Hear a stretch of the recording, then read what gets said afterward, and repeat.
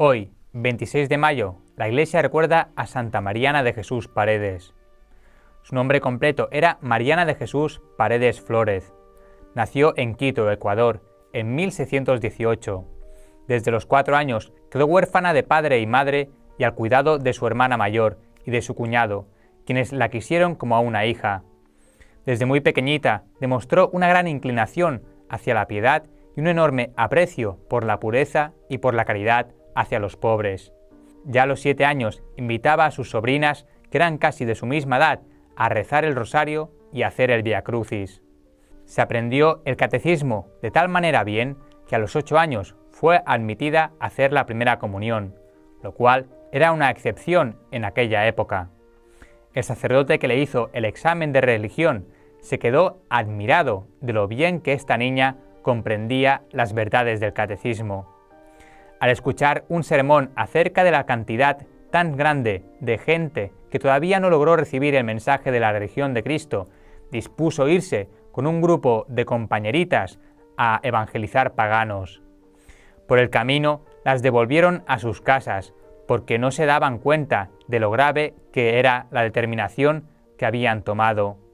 Otro día se propuso irse con otras niñas a una montaña a vivir como anacoretas, dedicadas al ayuno y a la oración. Afortunadamente, un toro muy bravo las devolvió corriendo a la ciudad. Entonces su cuñado, al darse cuenta de los grandes deseos de santidad y oración que esta niña tenía, trató de obtener que la recibieran en una comunidad de religiosas. Pero las 2 veces que trató de entrar de religiosa, se presentaron contrariedades imprevistas que no le permitieron estar en el convento. Entonces ella se dio cuenta de que Dios la quería santificar quedándose en el mundo. Se construyó en el solar de la casa de su hermana una habitación separada y allí se dedicó a rezar, a meditar y a hacer penitencia.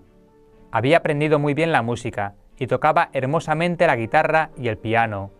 Había aprendido a coser, tejer y bordar, y todo esto le servía para no perder tiempo en la ociosidad.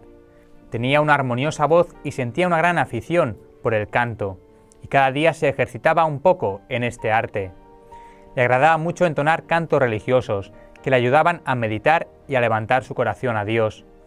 Su día lo repartía entre la oración, la meditación, la lectura de libros religiosos, la música, el canto y los trabajos manuales. Su meditación preferida era pensar en la pasión y muerte de Jesús. En el templo de los padres jesuitas encontró un santo sacerdote que le hizo de director espiritual y le enseñó el método de San Ignacio de Loyola, que consiste en examinarse 3 veces por día la conciencia. Por la mañana, para ver qué peligros habrá en el día y evitarlos, y qué buenas obras tendremos que hacer. El segundo examen al mediodía, acerca del defecto dominante, aquella falta que más cometemos, para planear cómo no dejarse vencer por esa debilidad. Y el tercer examen por la noche, acerca de todo el día, analizando las palabras, los pensamientos, las obras y las omisiones de esas 12 horas. Esos 3 exámenes le fueron llevando a una gran exactitud en el cumplimiento de deberes de cada día. Para recordar frecuentemente que iba a morir y que tendría que rendir cuentas a Dios, se consiguió un ataúd, y en él dormía varias noches cada semana, y el tiempo restante lo tenía lleno de almohadas que semejaban un cadáver para recordar lo que le esperaba al final de la vida. Se propuso cumplir aquel mandato de Jesús: quien desea seguirme, que se niegue a sí mismo. Y desde muy niña empezó a mortificarse en la comida, en el beber y en el dormir. En el comedor colocaba una canastita debajo de la mesa y se servía en cantidades iguales a todos los demás, pero sin que se dieran cuenta, echaba buena parte de esos alimentos en el canasto y los regalaba después a los pobres. Uno de los sacrificios que más hacían sufrir era no tomar ninguna bebida en los días de mucho calor, pero la animaba esa mortificación, el pensar en la sed que Jesús tuvo que sufrir en la cruz. Se colocaba en la cabeza una corona de espinas mientras rezaba el rosario. Muchísimos rosarios los rezó con los brazos en cruz. Como sacrificio se propuso no salir de su casa, sino al templo y cuando alguna persona tuviera alguna urgente necesidad de su ayuda. Así que el resto de su vida estuvo recluida en su casa, Solamente la veían salir cada mañana a la Santa Misa y al volver luego a vivir encerrada dedicada a las lecturas espirituales, a la meditación, a la oración, al trabajo y a ofrecer sacrificios por la conversión de los pecadores. Se propuso llenar todos sus días de frecuentes actos de amor a Dios. Cada día rezaba 12 salmos de la Santa Biblia, ayunaba frecuentemente y así otras muchas mortificaciones y penitencias. María recibió de Dios el don de consejo y así sucedía que los consejos que ella daba a las personas le hacían inmenso bien.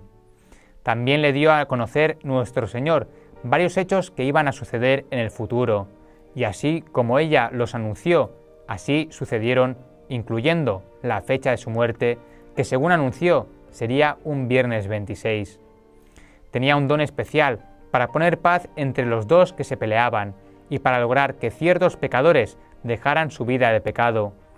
A un sacerdote muy sabio, pero muy vanidoso, le dijo después de un brillantísimo sermón: «Mire, padre, que Dios lo envió a recoger almas para el cielo y no a recoger aplausos de este suelo». Y el padrecito dejó de buscar la estimación al predicar. En una enfermedad le sacaron sangre y la muchacha de servicio echó en una matera la sangre que le habían sacado a Mariana, y en esa matera nació una bellísima Azucena. Con esa flor la pintan a ella en sus cuadros, y Azucena, de pureza, fue esta santa durante toda su vida. Sucedieron en Quito unos terribles terremotos que destruían casas y ocasionaban muchas muertes. Un padre jesuita dijo en un sermón: «Dios mío, yo te ofrezco mi vida para que acaben los terremotos». Pero Mariana exclamó: «No, Señor, la vida de este sacerdote es necesaria para salvar muchas almas. En cambio, yo no soy necesaria. Te ofrezco mi vida para que cesen estos terremotos». La gente se admiró de esto, y aquella misma mañana, al salir del templo, ella empezó a sentirse muy enferma. Pero desde esa mañana ya no se repitieron los terremotos. Una terrible epidemia estaba causando la muerte de centenares y centenares de personas en Quito. Mariana ofreció su vida y todos sus dolores para que cesara la epidemia. Y desde el día en que hizo ese ofrecimiento, ya no murió más gente de ese mal allí. Por eso el Congreso de Ecuador le dio en el año 1946 el título de Heroína de la Patria. Acompañada por 3 padres jesuitas, murió santamente el viernes 26 de mayo de 1645. Desde entonces, los quiteños le han tenido una gran admiración.